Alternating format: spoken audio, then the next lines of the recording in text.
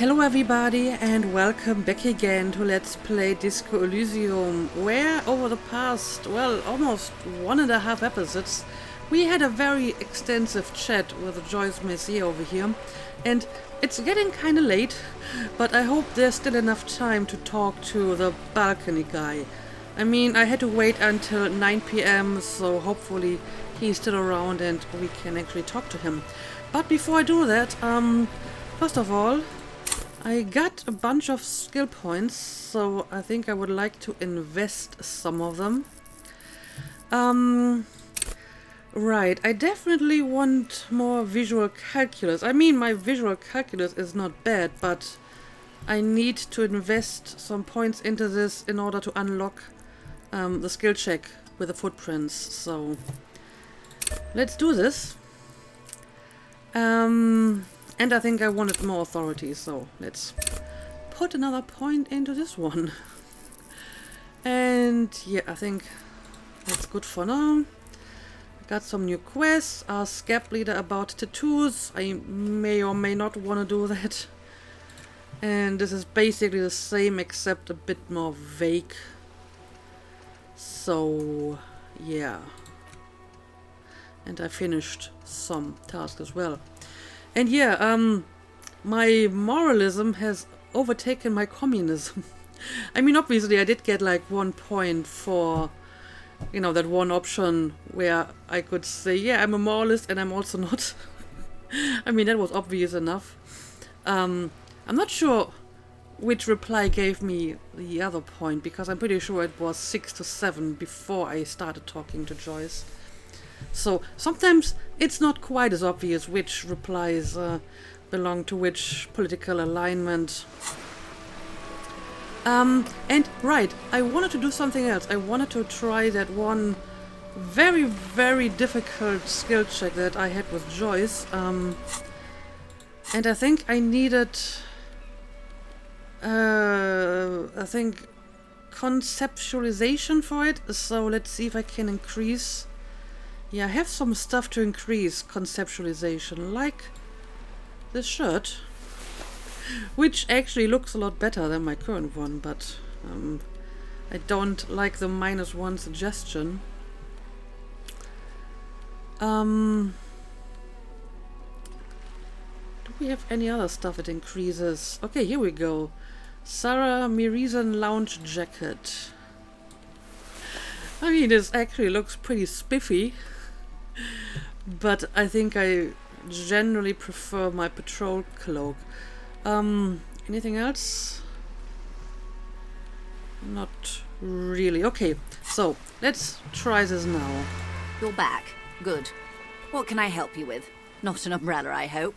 I don't need one myself, you see. Oh, I could use a coat like that. The rain is freezing. This is new. I haven't seen this dialogue option before. Is it because I changed my coat and I'm not wearing a coat anymore and it's actually raining right now? Well, that's an interesting attention to detail. Sadly, I need this one myself. It's hydrophobic, repels water, almost magically. Magically? The company makes them for offshore platform personnel. Very sturdy. Interesting. What I can do for you is answer some questions. Nothing like talking to pass a rainy day. I mean, I do have a cloak, so I don't really need yours. Yeah, I think the skill check was somewhere in here. More lessons in basic reality? Oh dear. My favorite part of the day. Go ahead, ask me anything. Yeah, even though I increased my conceptualization by 2 points, it's still 3%, so that didn't do anything. But, whatever. Let's try this and see what happens. A strange coldness comes over you as you look at the world. The waves sway the sloop slowly. That's all. That's all. It's on the tip of your tongue. A doubt of sorts already in your head. But it's not fully formed yet. You have to wait and return to this later. Once the jamais vu thought is complete. Oh, I see. So if I internalize that thought, I might get a better chance at this. I guess Glad I to have can been of do assistance. that. First of all, let me change my outfit again. First of all, you need a better cloak. There we go. And yeah, I think I would prefer the physical instrument over the conceptualization. But now let's have a look at my thoughts. I mean, I do have like one skill point left, so yeah, sure. Let's unlock another slot and let's start to internalize Jamais Vu, derealization. Temporary research bonus none. Okay, let's do this. Right. Now, I guess it's time to finally go back to the balcony guy and hopefully we can talk to him now.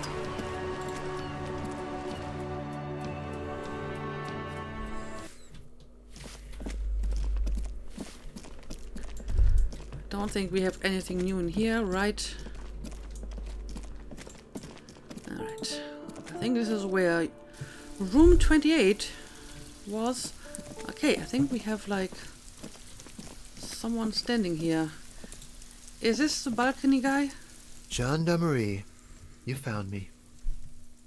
Smoker on the balcony. Yep, that's him. The young man on the balcony gives you a bright smile before taking another drag from his cigarette. His slender figure is backlit by city lights, its distant streets and motorways flashing like diamonds. We found a key hidden under a stone. Was it yours? It was mine. My friends use it from time to time to visit me. As he looks at you, something sparkles in his eyes. So tell me, are you here to make things right again? That's what I'm aiming for, yes. Honestly, I'm just trying not to screw anything up. I'm not going to make things just right. I'm going to make things spectacular. Ignore his question. I was hoping to talk to a possible witness. Your balcony overlooks the murder scene.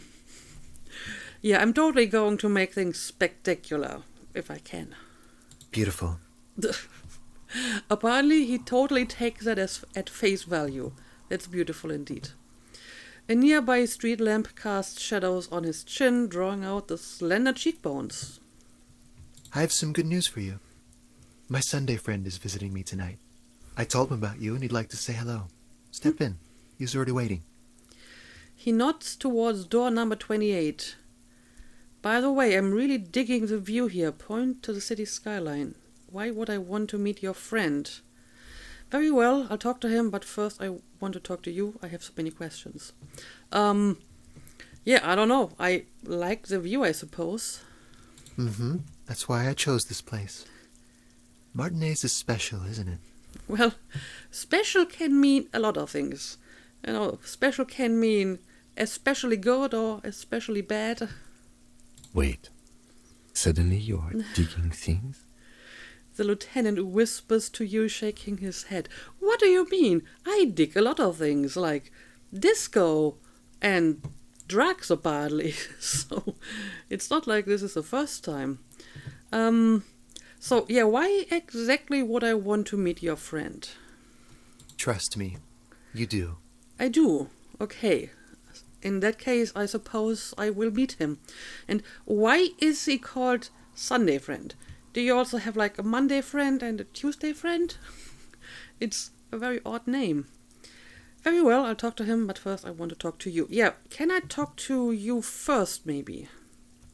That's nice, but I don't have anything to tell you. It's my friend you're looking for, not me.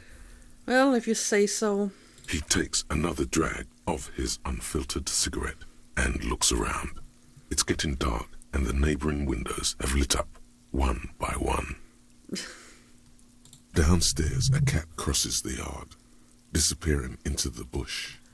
Okay. Besides, I've got to run. You've got to run? Something tells you you're never going to talk to an individual this cool or mysterious ever again. Okay. Run where? But I just found you again. Go if you must. I don't care. I don't care about people leaving me all the time. Don't take this so personal. Where do you have to run to, though? To the city. It's a beautiful night. Okay, so you're just going to go to the city to I don't know, have fun? Only if you promise that we'll talk again, it's important. Alright, go then. I don't know, I guess it might be important if he has actually seen anything and not his Sunday friend. Something flutters in the corner of the lieutenant's mouth as you're saying those words. What's going on with you, Kim? I'm not sure what's on your mind at the moment. We'll talk. Just not tonight. Okay. Take care, alright? And there he goes. New task, interview the Sunday friend. Alright. And he's gone again. Looks like it's becoming a theme for him. He's always leaving. Why is he always leaving, Kim? I don't know. I'm not his mother. It doesn't really concern me. There's something so different about him that I just can't put my finger on. Let's go, Kim. We have to interview his Sunday friend. I guess there is something different about him? Different, of course. I'm not sure why you are so sarcastic. I think you're trying to be sarcastic, Kim. His shirt. Why is his shirt always unbuttoned? He's such a good listener. I like talking to him. But I mean, he's barely listening at all. He's always just leaving, I thought. We can't even ask him any questions, so that doesn't make any sense. There's just something so mysterious about the way he talks and moves. He smells good. Why on earth does he smell so good? Again, I find that hard to believe since he's smoking, so I don't think he's smelling very good.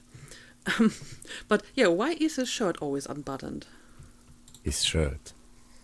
The lieutenant squints his eyes, trying to hold back laughter. Yes, his shirt. His shirt. I feel Kim has something dirty on his mind at the moment, in regards to Harry's mind. He's trying to dive deep into the mysteries of his shirt. Yeah, a very mysterious unbuttoned shirt. His shirt? No, I don't know why his shirt is always unbuttoned. His mouth tightens as though trying to hold something back, like laughter.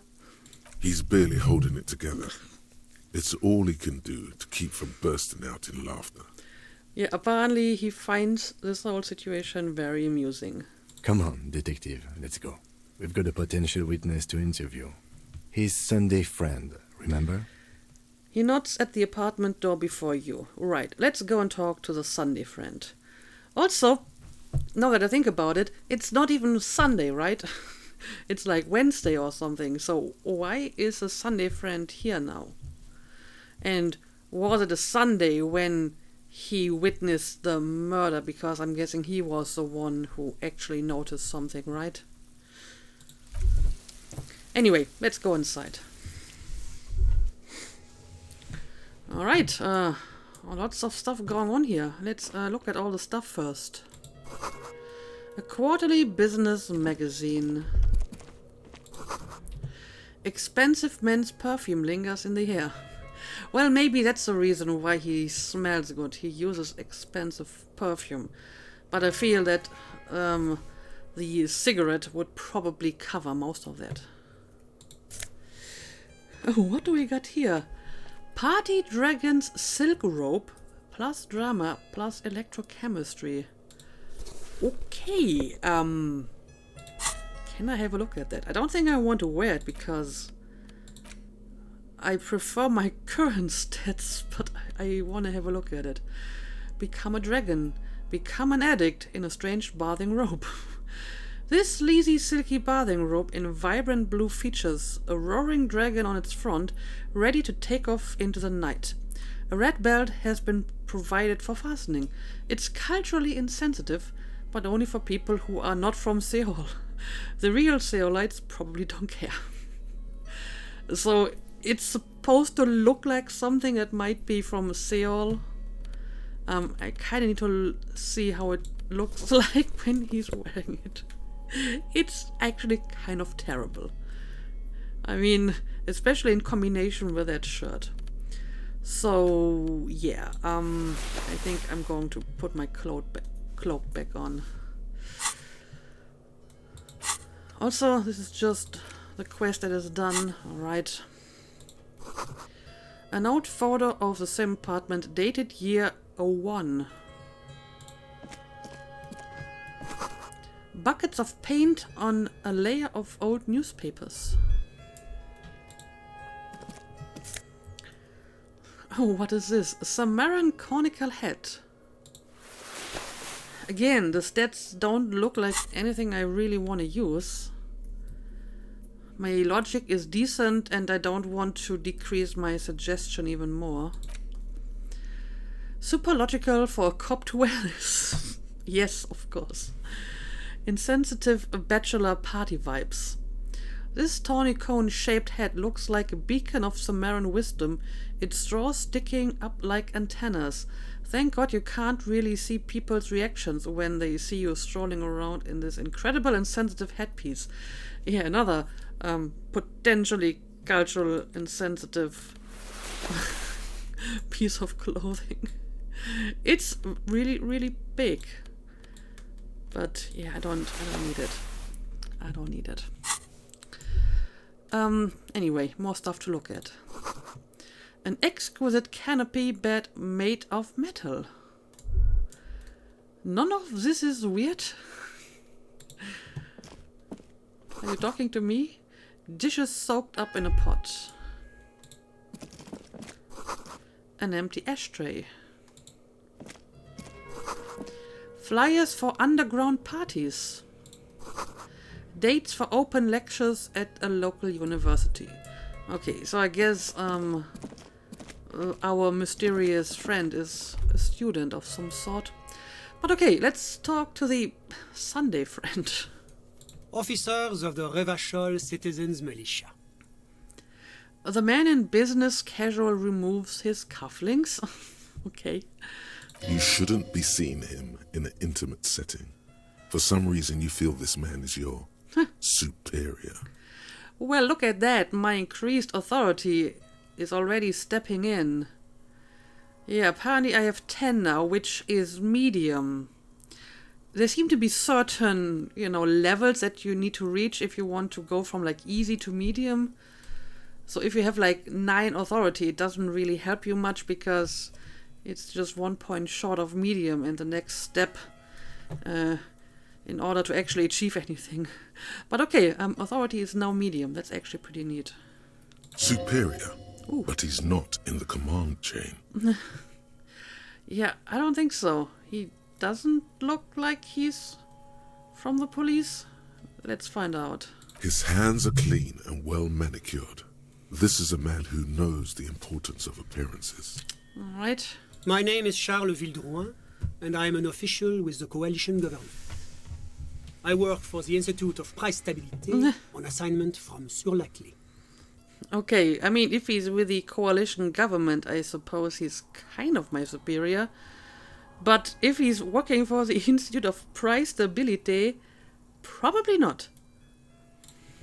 I heard you talking to my friend outside. Very good. Super. I am here to assist you in any way possible. Ask me about the hanging. All right, let's do it. Hanging? What a drag. He seems like a cultured gentleman.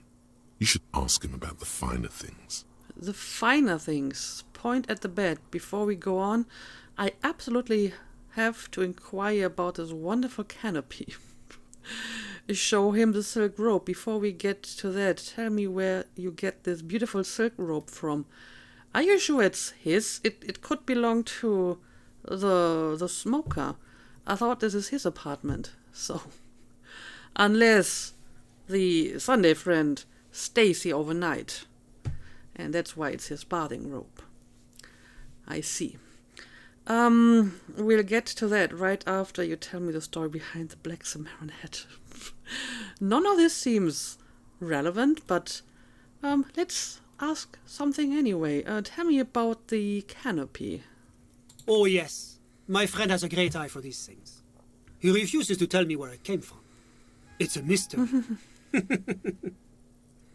I believe they call this type of frame industrial. It's very comfy. Well, it seems like you know what you're talking about, so I'm guessing you're sharing that bed.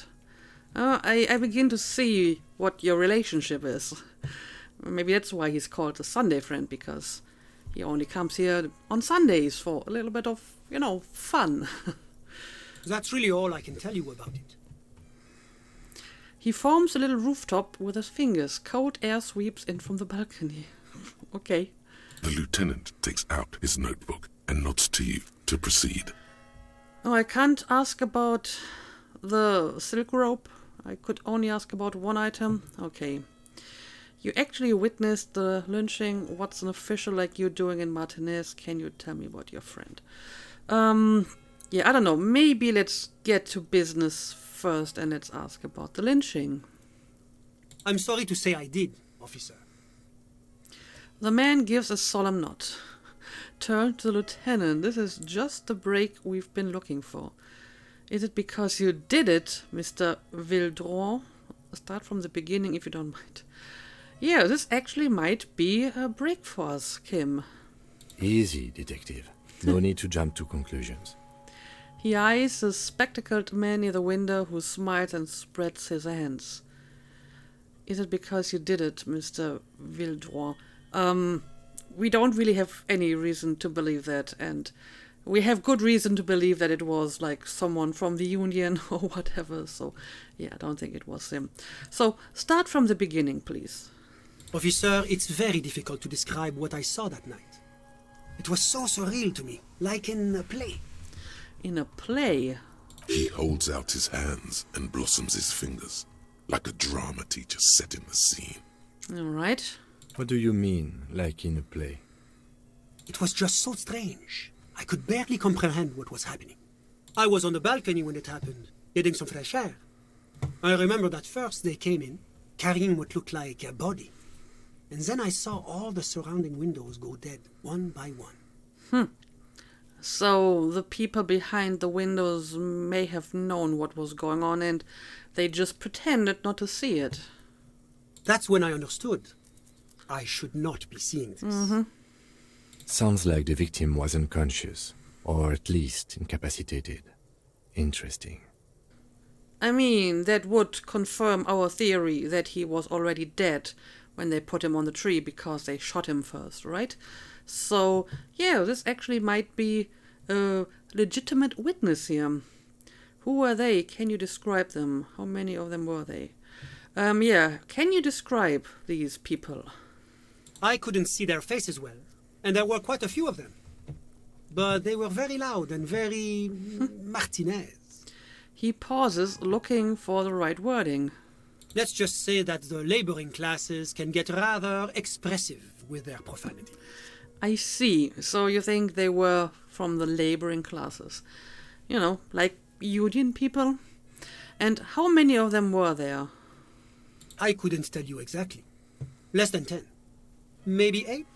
So 8 to 10 people, maybe. Alright, what happened next? I went back inside. Okay, just like that?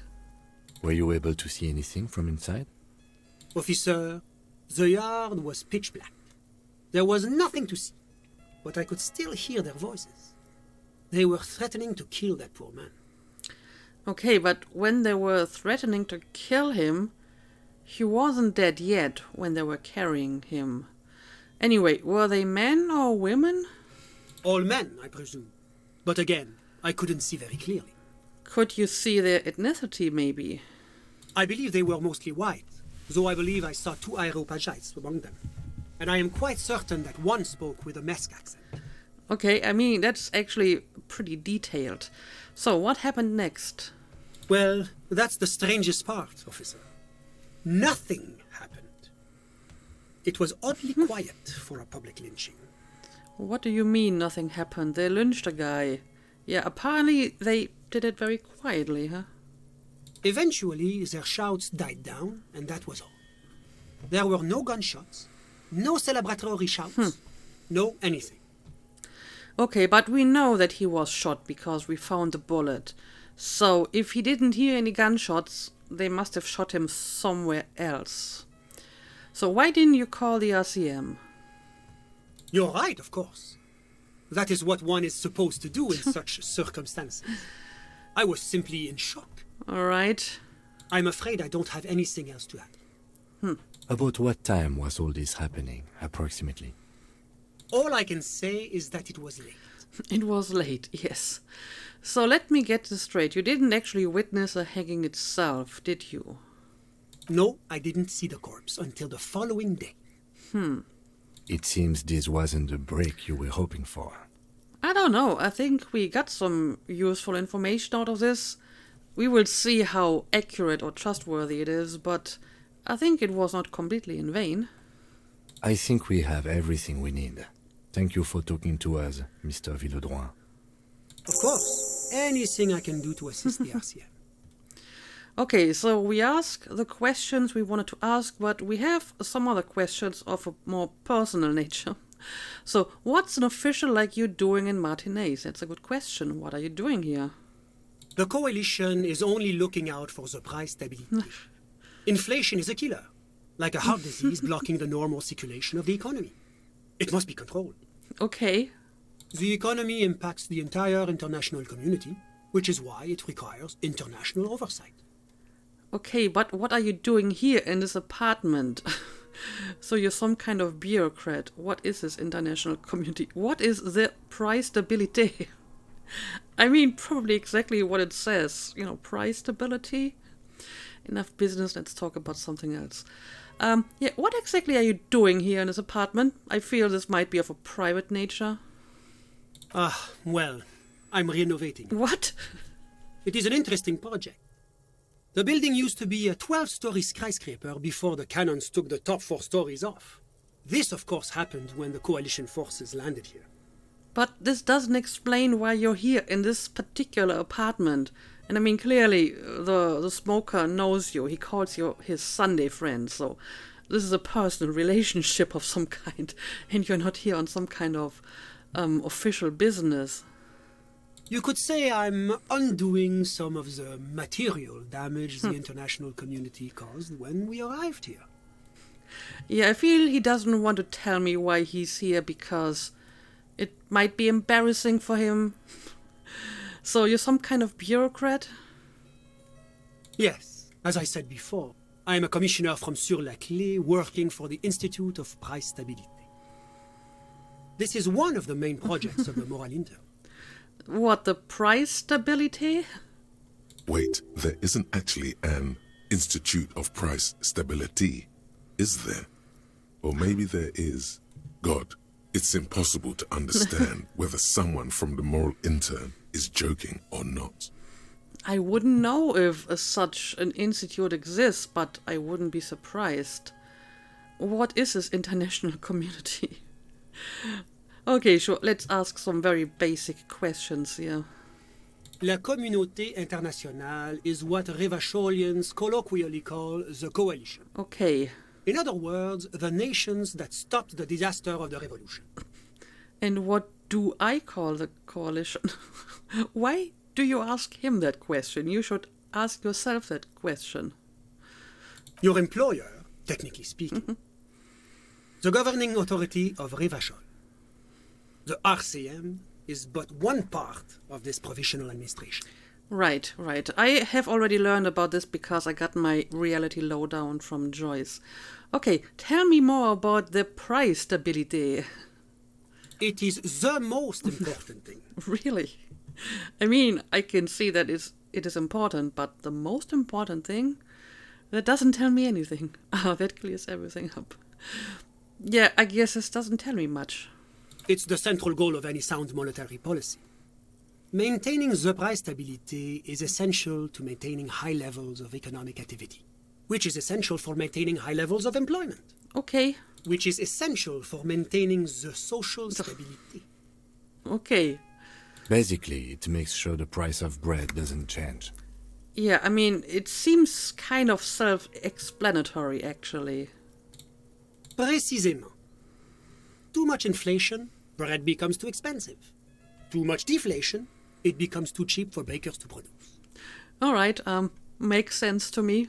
That's why the Institute of Price Stability works to keep inflation just below 2%. Below 2% of what? Well, I guess 2% compared to the previous year. So if some item cost like 100 real a year ago, then it shouldn't cost more than 102 real now. I think that's what this is supposed to mean, right? But still, a good question. Below 2% of what? But not too far below. No. Too below is also bad. Below, but close to 2%. You're not answering my questions at all. Nope, you're not. The coalition believes in the importance of informing the public about the benefits of the price stability. Transparency is one of our principles. Would you like an informational pamphlet? I mean, I feel you are kind of an informational pamphlet, just like a human pamphlet. But yeah, sure, give me a leaflet, why not? A sound monetary policy is essential for addressing uncertainty. Stability is the raison d'être of the moral intern. It's the reason why I identify as a moralist. I see. But what about the leaflet? But oh, I don't have my leaflets on me Well. today. That's too bad. You can always call our information line. Making information available is part of the moral intern's commitment to transparency. Honestly, I feel you should maybe switch off at times. I feel you are still on the job, even though you are clearly here privately. How about not think about your work for like a few hours? I've heard about this moral intern before, but I want to know more. Yeah, sure. Let's learn more about the moralists. It's the International Organization for Moralists, hence Moralist International. The Institute of Price Stability is just one of its many mind babies, as is the coalition. The mind babies, okay. So when I said I was a lackey of capital, what I should have said that I am a moral intern bitch. Oh, turn to Kim. So we're actually working for the moral intern. That doesn't seem so bad. So I'm a moral intern bitch, you say? Doing one's job doesn't automatically make one anyone's bitch. Besides, there are more nefarious powers to work for than the moral intern. Well, I suppose that's true. Turn back to a Sunday friend. Are you a moralist? Yes, he pretty much said so verbatim, like a few sentences ago. But of course. But why am I a moralist? Currently I am, yes. Currently I'm actually more moralist than communist. But why are you a moralist? Because moralists believe in a normal, stable world governed by democratic values. Okay, fair enough. Turn to Kim. Lieutenant, are you a moralist? That's an interesting question. But what is a normal, stable world? Martinez doesn't seem very normal and stable to me. I mean, that's true. But I would like to know about Kim's convictions. He isn't really very outspoken about it, but every now and then he seems to step up and at least carefully defends the coalition and the moral intern, I suppose. So at least I wouldn't be surprised if he is. Me?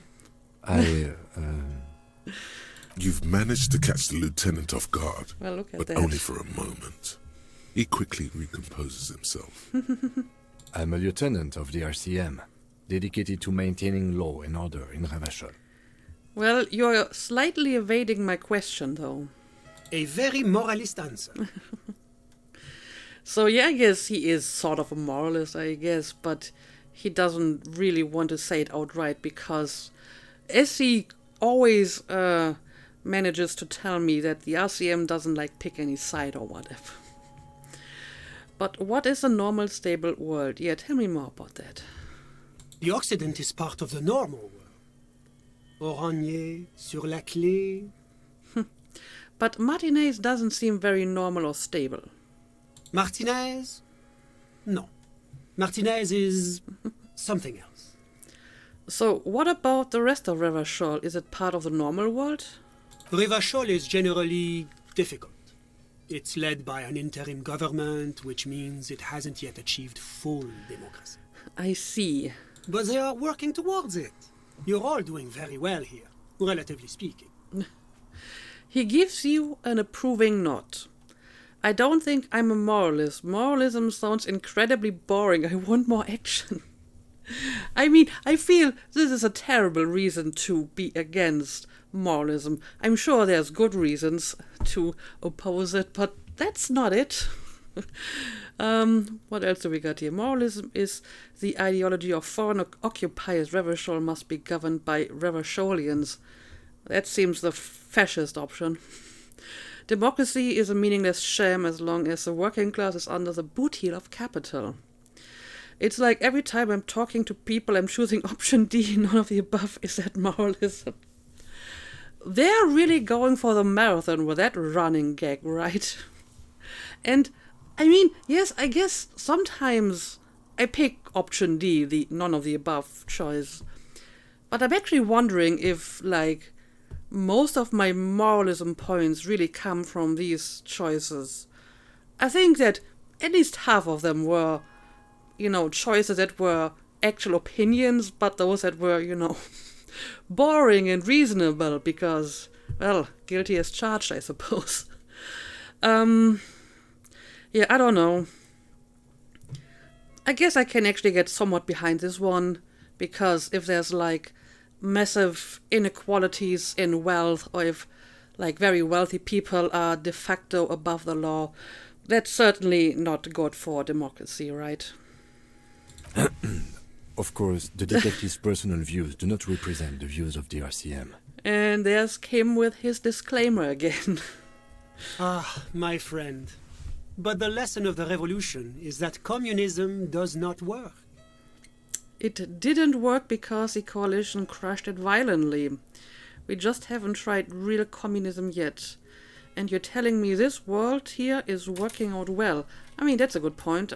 What we're seeing here in Martinez isn't really working either all that well. It's moving towards the right direction, and that's all that matters.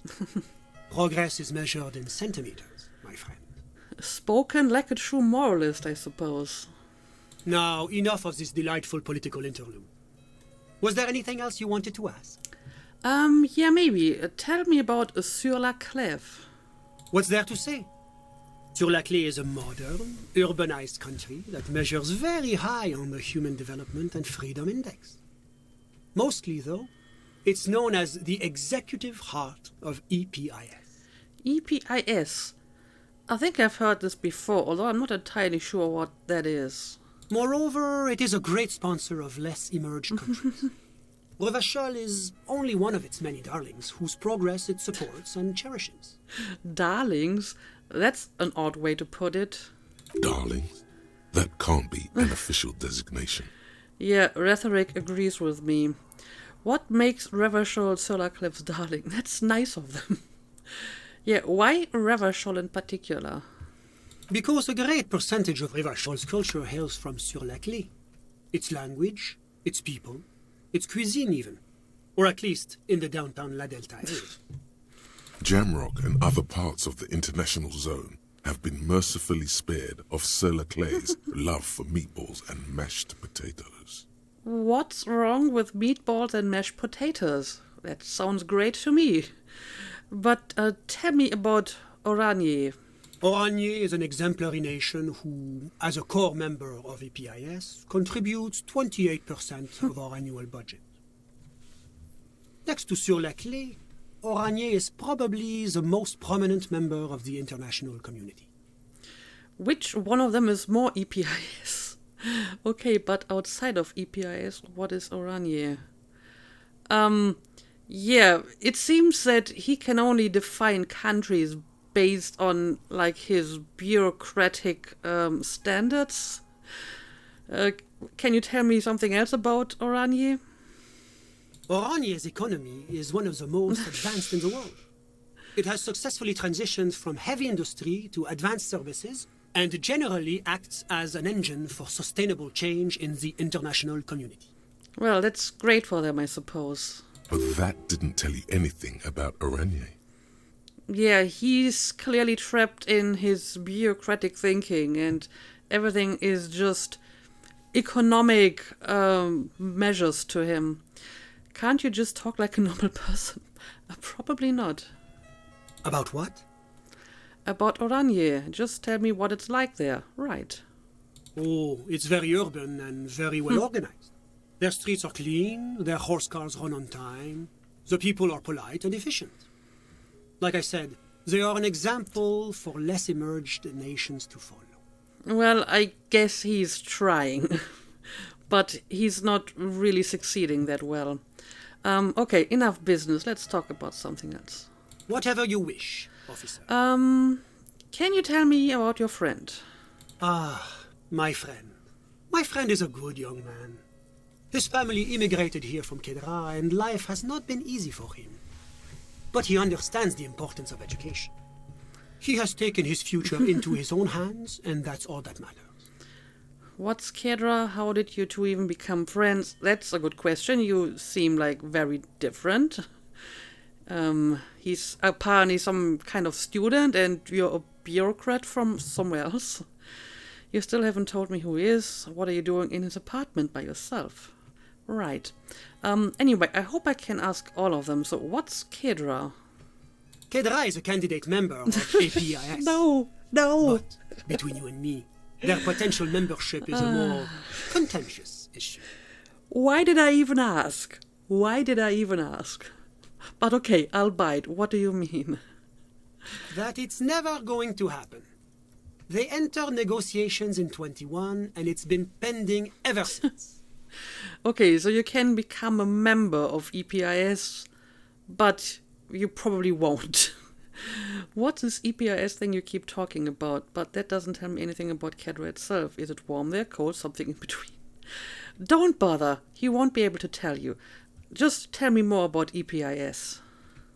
EPIS is a very special program developed by the Moral Intern to support certain Occidental nations. It began as a unified system of weights and measures, which proved to be a wild success. Nothing but kilograms and centimeters as far as the eye can see. I mean, that sounds very reasonable. God, yes. Sweet standardization. The backbone of rationality and commerce.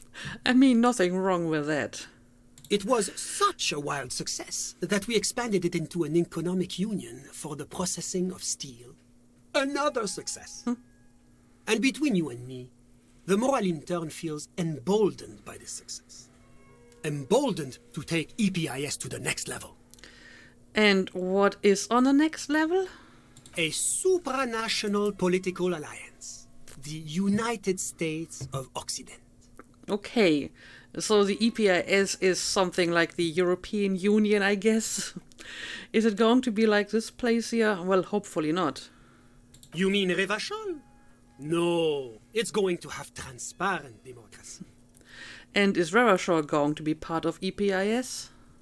It's one day going to be a candidate member of EPIS, sure. Okay. Except that candidate members never become full members, do they? Yeah, that's kind of weird. Didn't you say that candidate members never become real members? No. Candidate members do become members. Why do we even have the whole system in place if they don't? It just takes time.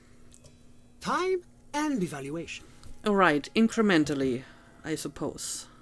But we were talking about my friend here, not politics. Well, you're always making it about politics, or economics, that is. So how did you two even become friends? How did any of us become friends? Bad things happening on the Insula Isola? Oil platforms ablaze in the night? Civil wars lasting for years? Finally, the international community is forced to What?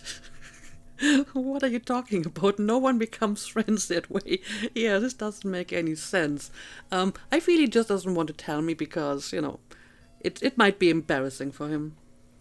Au contraire, it's how millions of people end up where they are, meeting the people they meet. It's how I came here, and my friend too. Alright, whatever. I'm not going to continue to ask. But yeah, you still haven't told me who he is. Sorry, who? The man throws a quick glance at his watch.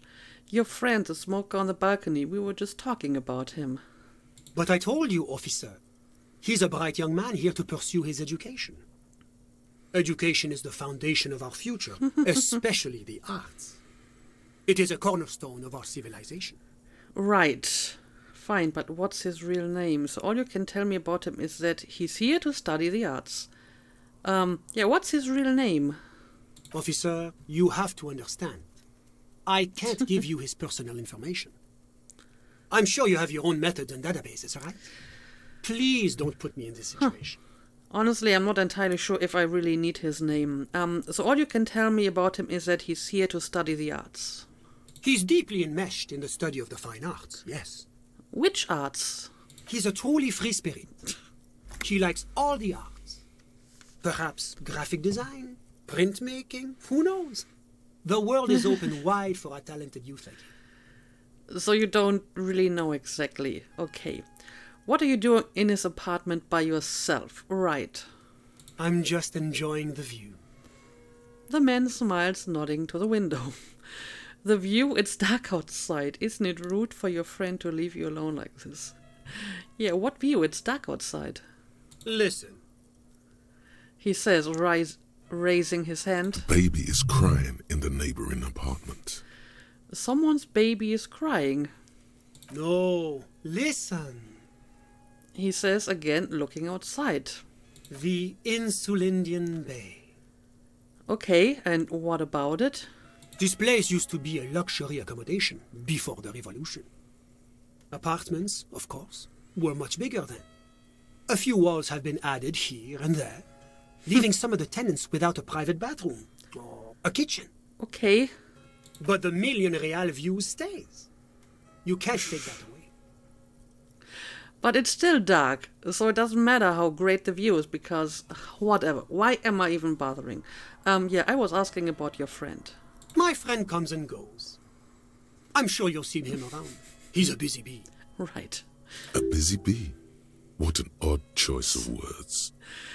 Okay, I had something else in mind. I'm not sure, actually. I'm all ears, officer. Yeah, I think that's all I had to ask. So, let's just leave.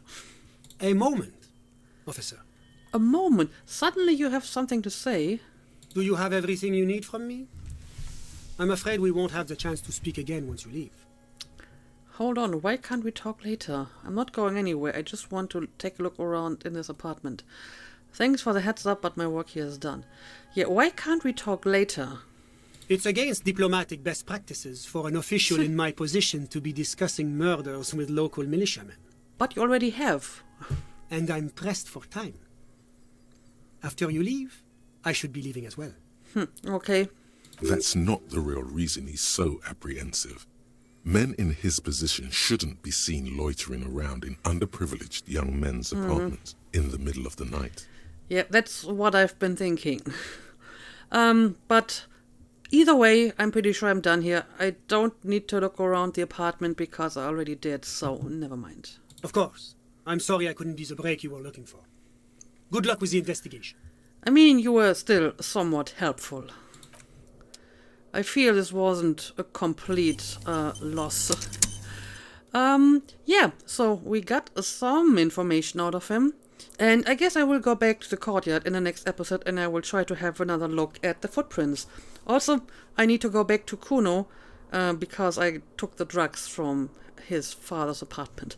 But the episode is getting long enough, so let's make a cut here as always. Thank you for watching and see you again next time.